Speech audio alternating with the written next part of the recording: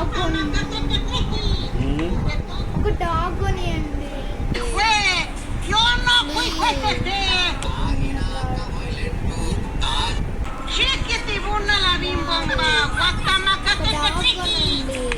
తాగకముందు decent.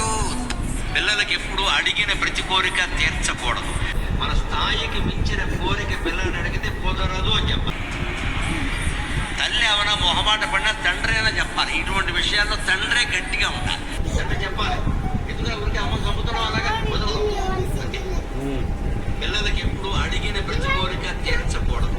మన స్థాయికి మించిన కోరిక పిల్లల్ని అడిగితే కుదరదు అని చెప్పాలి. చాలా స్పష్టంగా కుదరదు.